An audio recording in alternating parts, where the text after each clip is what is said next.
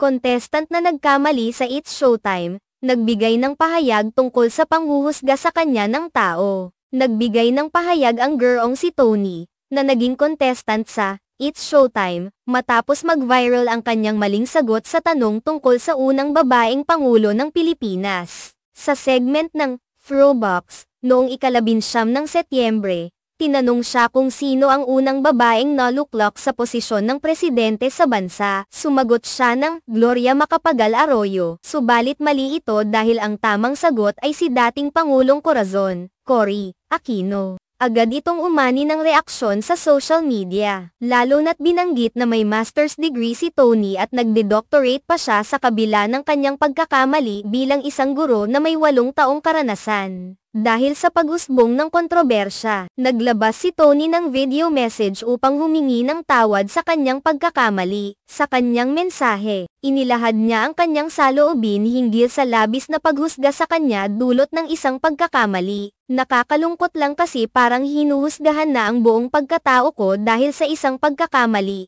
aniya. Ipinaliwanag niya na na-pressure siya sa sitwasyon, lalo na't 5 segundo lamang ang ibinigay sa kanya upang makasagot. Baka hindi nyo naisip na kung kayo ang nasa posisyon ko, kahit na napakasimple ng tanong. Dumadaloy ang pressure kaya't hindi ka talaga makasagot ng maayos, dagdag pa niya. Ipinahayag din ni Tony na labis na nakakalungkot para sa kanya na ang isang pagkakamali ay nagiging batayan ng pagkatao ng isang tao. Sa kabila ng mga batikos na natamo niya, nagpatuloy siya sa pag-asa na magiging mas mabuting tao. I will continue to be a better person. I will continue to be a better version of myself. I will continue learning. I will continue working and researching. Aniya. Tila naglalayon siyang ipakita na kahit siya ay nagkamali, hindi ito ang magiging hadlang sa kanyang pag-unlad at pagkatuto. Sa kanyang mga pahayag, makikita ang kanyang determinasyon na patuloy na mag-aral at magsikap, hindi lamang para sa kanyang sarili kundi para na rin sa kanyang mga estudyante. Isang mahalagang aral ang maaaring makuha mula sa kanyang karanasan, ang pagkakamali ay bahagi ng proseso ng pagkatuto. Kahit gaano pa man katagal ang karanasan sa isang larangan, ang pagkatuto at pag-unawa ay hindi natatapos. Ang kanyang sitwasyon ay nagbigay ng liwanag sa ideya na ang mga pagkakamali, kahit gaano kalaki o kaliit, ay maaaring magdulot ng pagbabago sa ating pananaw at asal.